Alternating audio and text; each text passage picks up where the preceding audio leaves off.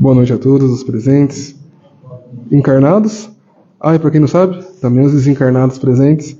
É bom informar, se alguém não está sentindo frio, possivelmente desencarnou, tá? Porque tá frio.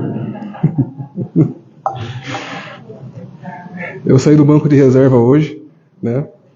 E é uma responsabilidade, né? Substituir seu Almeida. Então eu nem mudei o tema. Eu mantive o tema que é a liberdade.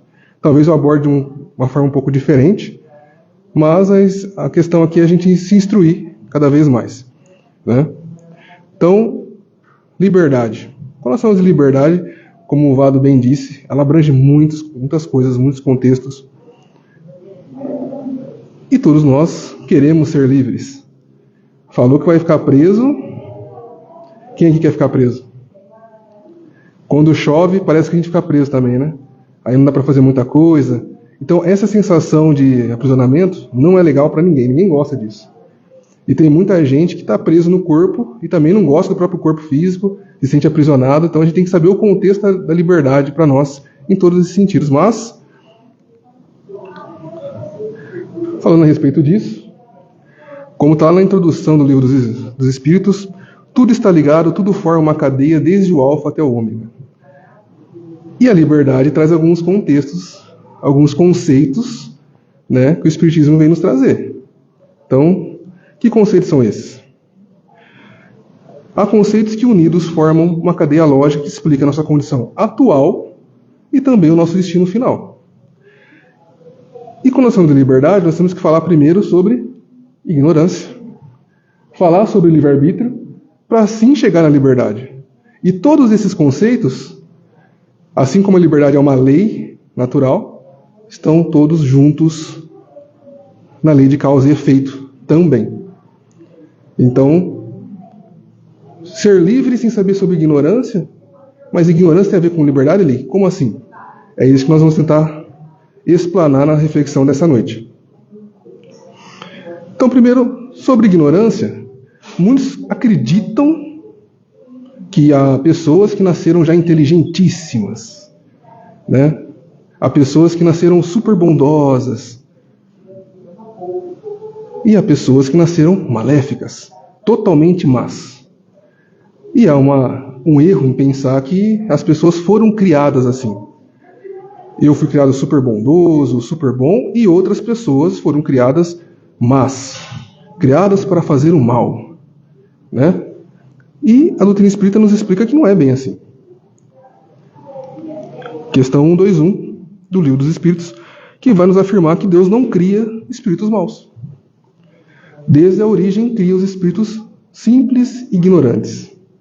Isto é, com aptidão para o bem ou para o mal.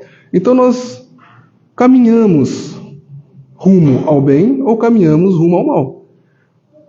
É uma escolha nossa, propriamente dito. Mas nós todos nascemos no mesmo ponto de partida. Mas eu encontrei a fulano é mau. O outro fulano que eu encontrei é bom. Mas como assim? É que nós não nascemos numa mesma encarnação ao mesmo tempo. Cada um já percorreu o seu caminho. Às vezes não fica muito claro isso. Nós colocamos todo mundo na mesma encarnação aqui e agora, como se nós tivéssemos nascido do ponto zero ao mesmo tempo. E não foi assim. Alguns espíritos já caminharam séculos, outros milênios. Então alguns já chegaram num ponto de bondade e se sentem confortável com o bem, já tem o entendimento da bondade. E outros ainda caminham na ignorância, na sombra da maldade, porque são ignorantes ainda quanto o bem é bom para ele. E isso é através do quê? Das experiências que nós vamos tendo enquanto espíritos. Então, essa origem simples, quer dizer, o espírito ele nasce sem maldade inata, apenas com um potencial adormecido, latente, do bem e do mal. Então nós temos esse potencial de nós? Todos temos. E as experiências encarnatórias vai nos dando lições para que nós mudemos a rota. Nós vamos errar um pouquinho ali, sendo ignorante no mal, vamos entender que uma coisa é boa, até que nós nos tornemos plenamente bons. Dito isso porque o progresso nos leva a isso. Quando nós falamos de mundos de regeneração que nós queremos adentrar, né? Qual que é o seguinte? Mundos felizes. E aí tem as configurações desses mundos. No nosso mundo, configuração, o mal se sobrepõe sobre o bem. O próximo progresso, o bem se sobrepõe sobre o mal. Então, o bem é progresso. Faz sentido para vocês? Para haver o progresso, é necessário se fazer o bem. É necessário caminhar para a bondade. Ah, mas eu ainda cometo alguns equívocos, eu ainda prejudico as pessoas, eu ainda cometo maldades. Faz parte do processo do aprendizado. Mas criar consciência do que faz mal para o outro, para o próximo, é o que nos leva, a partir desse instante, não cometer mais esses equívocos e começar a realizar o contrário, ou seja, o bem. E isso nos leva a um outro tipo de ignorância, que é a ignorância espiritual. Porque a ignorância espiritual não se trata da ignorância escolar, ou seja, quando a gente sabe sobre as coisas. Eu falar que é bom, que é ruim, é uma coisa, eu saber disso. Mas a ignorância espiritual, ela é a ausência do conhecimento moral e espiritual. O espírito ainda não vivenciou experiência suficiente para discernir com clareza. Então, quando eu falo espiritual, muitos erroneamente pensam que está falando dos espíritos. Não é comigo encarnado, é com os espíritos, é outra coisa. Não. Nós somos espíritos encarnados e nós também estaremos espíritos desencarnados. O que muda é o estado. Todos somos espíritos. E aí a gente pensa, não, espiritual, então deve ser uma coisa que eu não consigo nem ver, alguma coisa externa. Também é. Mas é o nosso comportamento que está implicitamente ligado à nossa moralidade. Mesmo que externamente nós não aparentemos causar maus aos outros, aparentemente não aparente que nós estamos causando distinções, da bondade, mas isso fica na nossa psique, no nosso espírito, nos nossos sentimentos. E aí, talvez alguém tenha sentido uma sensação de eu não estou me sentindo tão bem, a vida material está plenamente boa, nada está fora do lugar, mas eu sinto um vazio, eu sinto uma tristeza, E aí a gente vai terceirizar isso e falar, não, é um espírito que está me causando isso.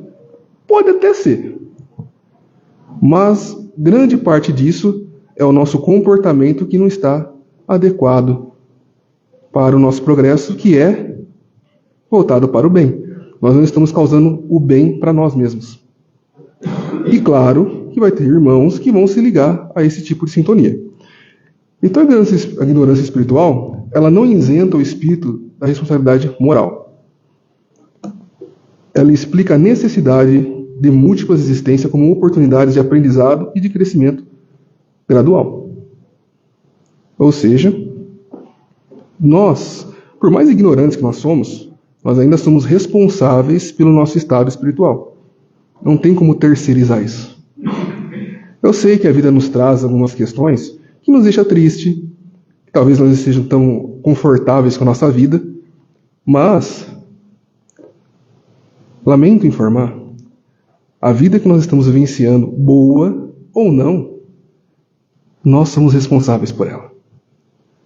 Mas o que eu fiz para estar com essa vida que eu não estou satisfeito? Eu não tenho como informar isso. Mas eu posso afirmar que ela é justa contigo. Se eu disser algo contrário disso, estou dizendo que Deus é injusto. E Ele não é. Mas eu quero mudar isso. Aí, se nós queremos mudar, nós temos a nossa liberdade para isso. Vamos seguir. Na questão 262, nos afirma os espíritos que Deus pode impor uma certa existência a um espírito quando este, por sua inferioridade ou má vontade, não é capaz de compreender o que lhe seria mais útil. E aqui nós temos já um desenho, porque a nossa vida às vezes não é tão satisfatória quanto nós queremos. Pela nossa ignorância ainda, inferioridade, nós somos limitados na condição de encarnado, porque senão nós estaríamos nos complicando com situações que não seriam úteis para o nosso progresso. E Deus nos limita. Eternamente vai ficar limitado? Não. Não, por quê? Essa é uma condição inicial e não é uma punição de Deus, mas um ponto de partida. A semente ao longo da existência florescerá com sabedoria e virtude. Tudo isso porque o nosso livre-arbítrio, como diz na questão 122, se desenvolve à medida que o espírito adquire consciência de si mesmo.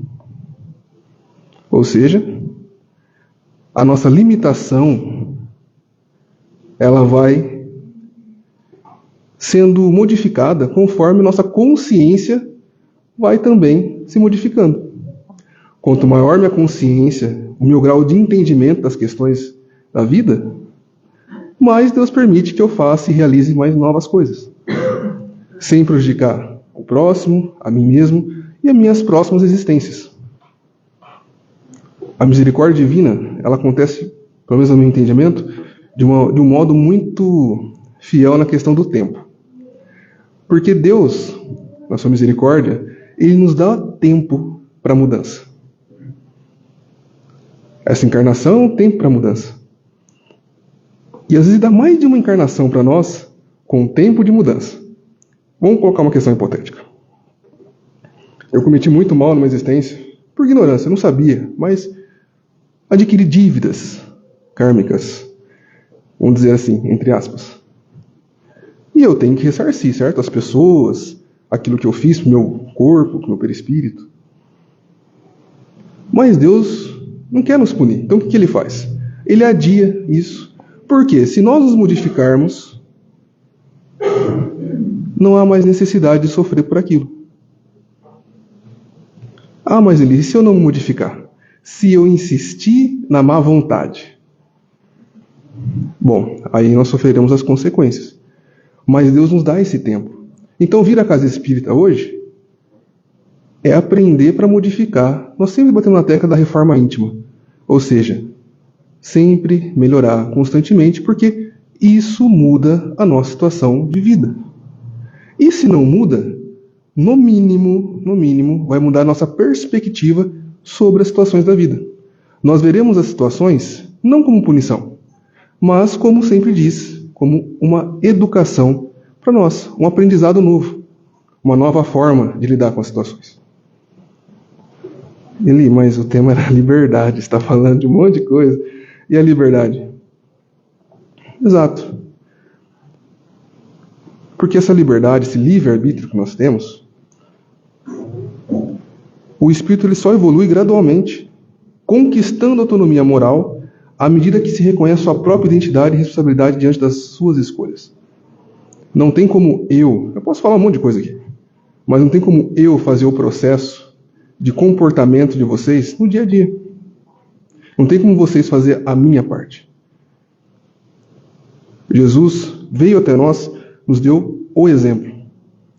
Mas Ele não pode fazer a caminhada por nós. Ele é o caminho. Mas Ele não pode fazer por nós aquilo que é da nossa responsabilidade. Eli, mas isso é rápido? É lento? Quanto tempo demora? Vai ser mais rápido ou mais lento de acordo com a sua vontade. É simples. A gente brinca aqui no mundo, né? O quanto está disposto? Eu quero tal coisa. Quão disposto você está? O que é mais importante? O que é mais relevante? E às vezes na nossa encarnação, tudo é mais importante do que o progresso espiritual. Não é exceção as pessoas se dedicarem a coisas da matéria e esquecerem do espírito. E ao retornarem ao mundo espiritual, relatarem para nós que como eu queria ter mais tempo. Mas tem um livre-arbítrio.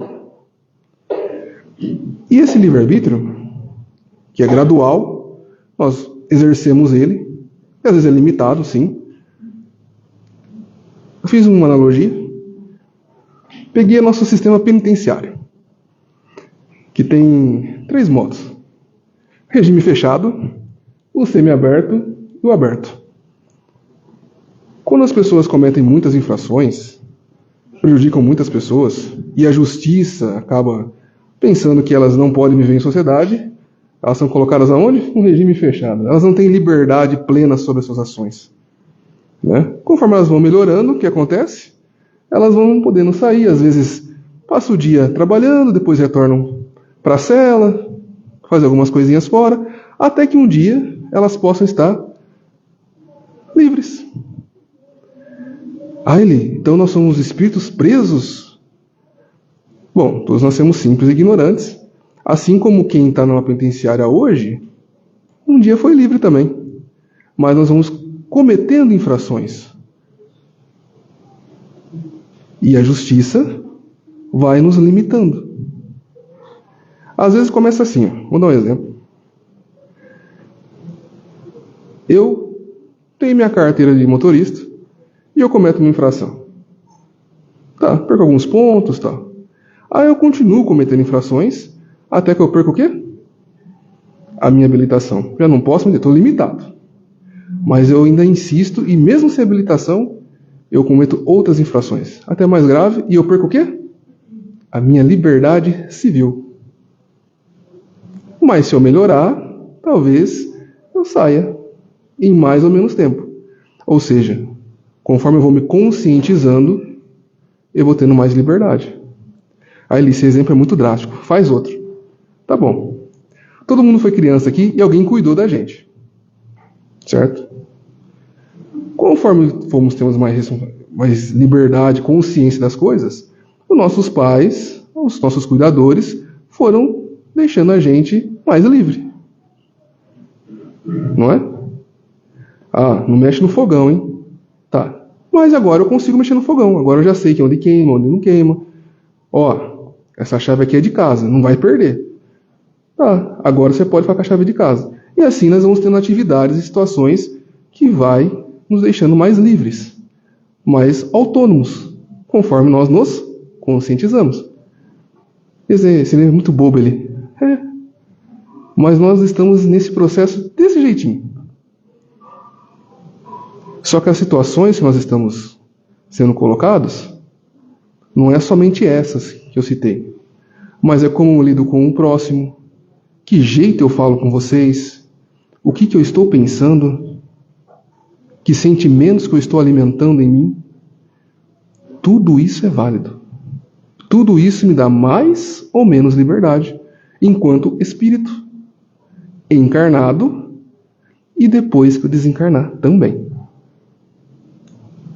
Até porque vocês virem a casa espírita é um exercício do vosso livre-arbítrio. Vocês poderiam estar fazendo outra coisa, mas escolheram estar aqui, porque veem que é uma coisa boa. Aí, mas quem está cometendo uma coisa ruim agora? No entendimento destes, eles percebem como uma coisa boa. Ah, mas isso é ignorância. Exatamente. Quando eles não tiverem mais conscientes, eles deixam de fazer isso. Então a sabedoria de Deus se mostra no livre-arbítrio que concede a cada espírito, pois cada um tem o mérito das suas ações. Se Deus fizesse tudo por nós, qual seria o nosso mérito? Seríamos livres ou seríamos uma marionete do ser divino? Ó, faz isso, faz aquilo, tá? Não é bem assim. E nós somos limitados muitas vezes, por quê? Eu acho que muita gente, em algum momento, quis ganhar um prêmio na Mega da Virada, uma coisa assim. Só que imagina, todos estariam preparados para receber esse prêmio e lidar com as questões materiais de modo equilibrado? Teriam consciência?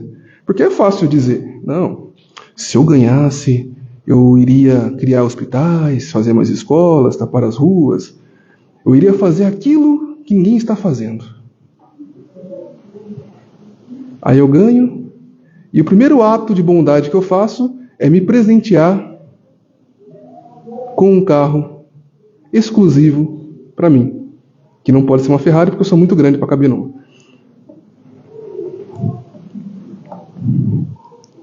Não é bem assim, né? Primeiro eu vou ajudar a minha família. São os meus próximos. Mas peraí, você falou que é ter hospital, é ter escola e tudo mais. Exato. E isso não difere muito de nós enquanto encarnados. Quer dizer, ele que está encarnado é como uma loteria? Não, não é bem assim. Mas é muito difícil de encarnar. Tem uma fila enorme para estar encarnado. E nós, enquanto estávamos estudando, aprendendo no mundo espiritual, aqueles que estavam em condições disso, se comprometeram consigo mesmo, muitas vezes, e falaram assim, não, quando eu estiver lá encarnado, não importa a prova, eu já entendi, porque agora estou em espírito, que eu vou ter paciência, eu vou ser bondoso, eu vou lidar com as situações de modo tranquilo e equilibrado. Eu não vou me estressar. Adentro, o mundo físico. Peço um brinquedo para minha mãe, ela não me dá, a primeira coisa que eu faço, me estresso. Já começa aí. Ah, mas ele é uma criança. Mas o espírito não é criança. E isso não para na infância. Eu chego na vida adulta e eu não tenho aquilo que eu quero, como é que eu reajo? Eu queria a chance. Eu falei que ia fazer diferente, mas quando eu adentro o mundo físico, a minha liberdade não está tão consciente assim quanto eu espero. E é por isso que Deus, sendo justo, bom e generoso conosco, Ele nos dá o quê? Novas oportunidades. Tenta de novo. Faz outra vez. E no contexto espírita, e eu falo contexto espírita porque as pessoas, nem todo mundo é espírita, né? Então algumas pessoas não acreditam no espírito, ou que haja espíritos, ou que haja a influência dos espíritos na nossa vida. Na questão 2.2, no item A, afirma-se que as influências que agem sobre os espíritos vêm dos espíritos imperfeitos que procuram envolvê-las e dominá-los. Nós sabemos que nós recebemos a influência dos espíritos e, por vezes, ele até nos dirigem, como nos é dito. Mas só os imperfeitos tentam nos dominar. Então vamos lá. Nós somos livres até o plano B, porque nós recebemos a influência dos espíritos. É importante nós falarmos isso porque começa de um modo muito tranquilo, muito sutil. O livro dos médiuns vai dizer que teremos a obsessão simples. Ela é como se fosse, eu gosto dessa analogia, o mosquito no quarto. Sabe quando você quer dormir e aquele mosquitinho fica e vai no seu ouvido? Exatamente, tá? Aí ele some. De repente ele volta novamente. É muito sutil. Você até esquece dele algumas vezes. E no meio da noite, ele aparece de novo. É assim que a obsessão simples ocorre. É uma ideia plantada. É uma sugestão plantada. Só que, se nós mantivermos uma sintonia com essa ideia, ela pode progredir e se tornar uma fascinação.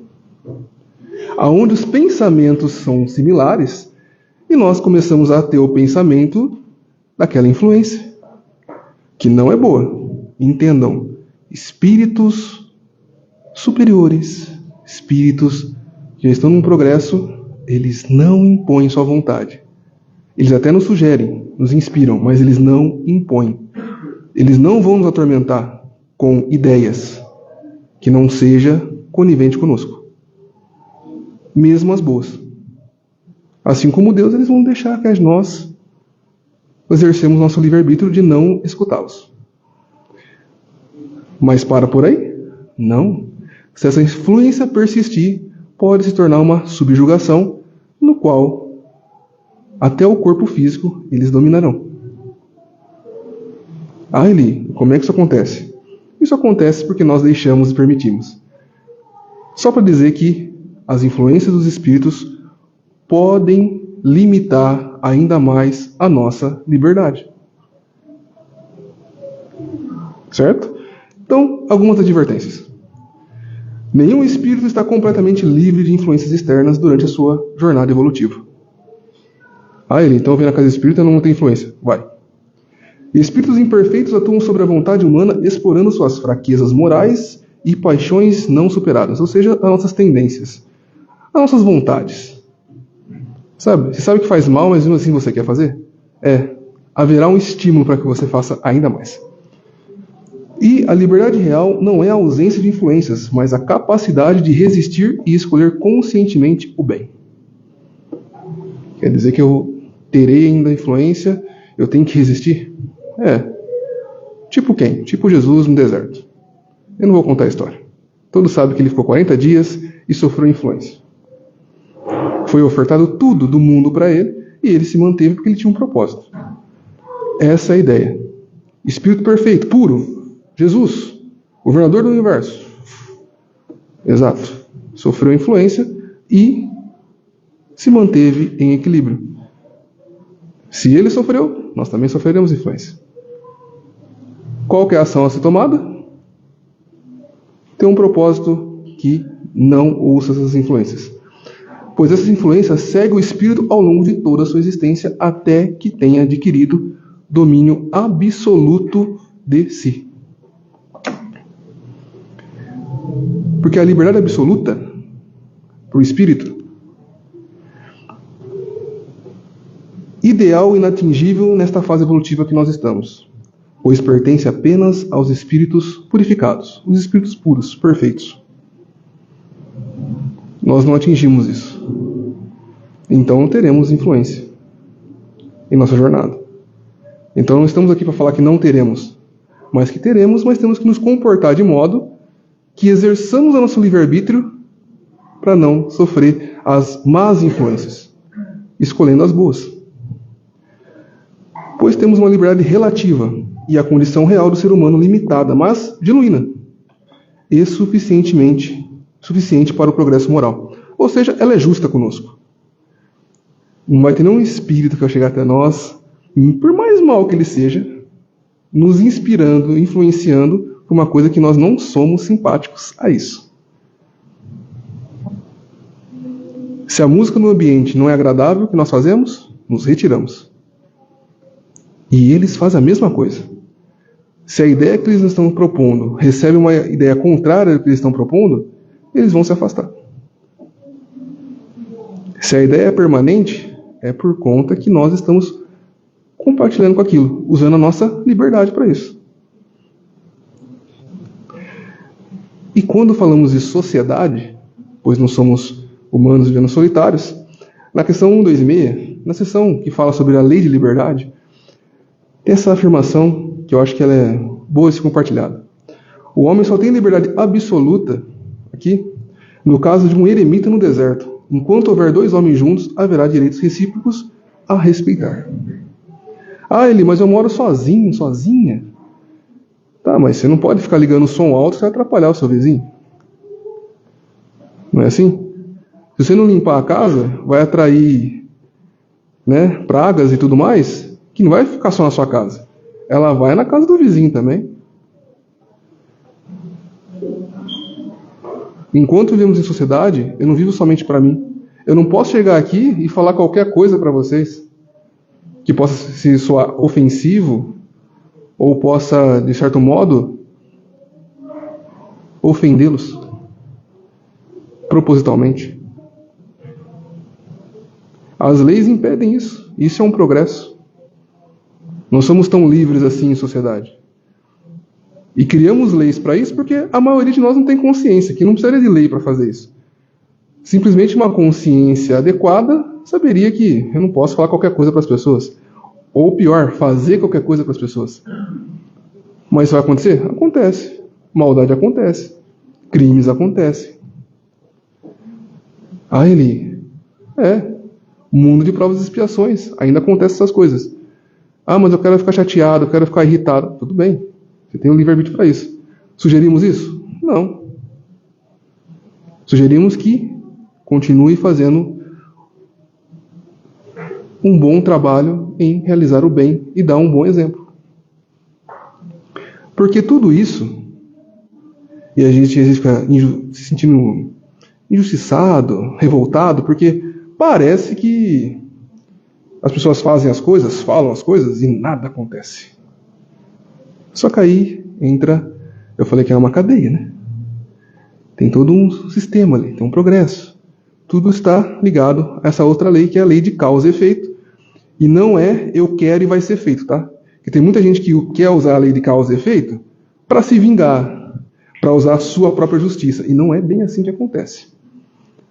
Não é, eu quero que a fulano passe por tal... Não, não é assim que acontece. Né? A lei de causa e efeito é um mecanismo de retribuição ética universal para todos os espíritos. Ninguém está isento da lei de causa e efeito. Ah, mas fulano lá fez um monte de coisa para mim e está vivendo uma vida boa. Ele merece. Como você ousa falar isso? Ele merece. Eu não tenho como afirmar por que ele merece. Eu não tenho essa lista. Mas eu sei que ele merece, porque senão não seria justo. Pois quem semeia o bem, colhe o bem. Quem semeia o mal, colhe o mal. Cada ação gera uma consequência proporcional, garantindo a justiça divina. E o aprendizado contínuo de cada espírito em sua jornada evolutiva. Ou seja, mas ele está passando por aquele negócio tão bom lá e eu estou aqui. Exato. Cada um está na sua jornada evolutiva. Mas ele não merece. Você não tem condições de saber que a pessoa merece ou não merece. Quem tem condições de fazer isso é Deus. Não somos nós. A pessoa tem uma vida muito boa, pode ajudar ela na jornada evolutiva dela. Como a pessoa tem uma vida muito difícil, ajuda na jornada evolutiva dela. Um erro que nós temos enquanto encarnados é que nós olhamos esta vida como a única coisa. Mas o nosso objetivo não é ficar bem nesta vida, é na eternidade. Uma vida ruim não determina uma eternidade ruim. Determina um dia da eternidade. E esse dia pode durar 80 anos, 70 anos, tudo bem, mas nós somos eternos. Então, ver a situação de um irmão encarnado hoje muito bem, mesmo cometendo equívocos, não determina que ele terá um desencarne, uma vida no mundo espiritual feliz. Cabe a nós mantermos a nossa jornada e usar o nosso livre-arbítrio, a nossa liberdade para fazer a nossa jornada ser um progresso maior. E não ficar julgando o outro. Quiser fazer isso, todos somos livres. Mas nós temos a nossa reencarnação como um instrumento desta lei de causa e efeito, que permite ao espírito reparar erros do passado, superar imperfeições e avançar gradualmente em direção à perfeição. Nos é afirmado que todos nós seremos um dia perfeitos. Aí quando isso vai acontecer? Nossa, eu vou lá de acordo com a sua vontade. O que você está fazendo para chegar a essa perfeição? Que arestas você está lapidando de si para alcançar essa perfeição? É de acordo com a nossa vontade. Deus não nos impõe isso, Ele nos dá tempo.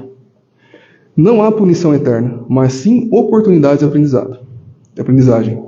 A justiça de Deus é educativa, não vingativa, conduzindo cada ser à sua plena evolução moral e espiritual. Então Deus não nos impõe nada e não vai se vingar por nós também não. A lei de causa e efeito é simplesmente individual e é nossa. Eu posso causar o mal que eu quiser.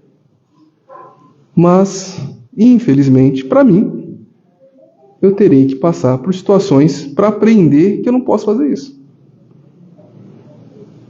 Então não adianta nós queremos fazer a justiça em nome de Deus da forma que nós achamos que tem que ser. Porque não é para punir, é para educar. E cada um aprende de um jeito. Quem é pedagogo que sabe. Tem aluno que não vai aprender do jeito padrão. Vai ter que ter outras ferramentas e outras formas para que aquela pessoa atinja o nível de conhecimento necessário para progredir. E para finalizarmos, que eu acho que eu excedi o tempo. Só para retomar. Quando nós falamos de liberdade, a ignorância ela é um ponto de partida. E não uma desculpa. O espírito deve progredir por suas próprias escolhas e experiências acumuladas.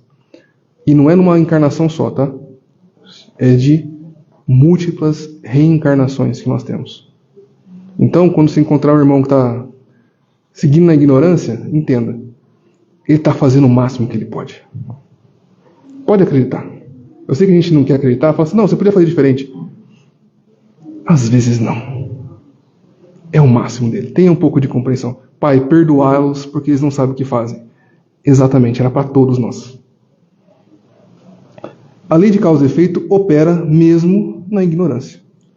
Cada ação gera consequências que educam o espírito ao longo das encarnações. Ah, mas eu não sabia. Tudo bem, não tem problema não saber. Mas vai ter que arcar com as consequências. Simples. Quando uma criança quebra uma janela porque chutou uma bola, os pais não têm que pagar? Ah, não, ela não sabia. Tá, mas temos que reparar o dano, né? E tudo bem, porque reparar o dano também é aprendizado. É reparando, consertando, seguindo, errando que nós vamos progredindo. O ideal é que nós, percebendo que é um erro, não cometamos. E a progressão, ela é gradual e obrigatória. Deus, em sua sabedoria, guia o espírito pelas existências necessárias até a plena consciência moral. Ou seja, progredir vai acontecer de qualquer jeito. Cada um a seu tempo, a seu passo, mas nunca é obrigatória. Então a liberdade que nós temos, ela vai de acordo com a nossa consciência e quanto nós buscamos estar conscientes. Porque a consciência ela não simplesmente desperta um dia. Nós estamos caminhando para ela. É claro que nós temos algumas ações da natureza que nos levam a ser mais conscientes. E uma delas é o sofrimento. Ah, então o sofrimento eu escolho? Sim. Você escolhe o sofrimento toda vez que você não quer racionalmente buscar o progresso. Você espera que a vida te empurre. E às vezes, para que isso aconteça, ela utiliza a ferramenta sofrimento. Então, quanto mais conscientes, menos sofrimento, mais liberdade, melhor o livre-arbítrio. E assim a liberdade se faz para nós e para os outros. E como diz o Chico, no Evangelho do Chico Xavier, cada qual é livre para fazer o que quer de si mesmo. Mas não podemos negar que nossas atitudes inspiram atitudes, seja para o bem ou para o mal. Então eu espero que todos utilizem a vossa liberdade para inspirar o bem com o vosso exemplo na sua vida. É isso que nós desejamos, e cada vez mais livre, mais consciente e mais equilibrados. Muito obrigado.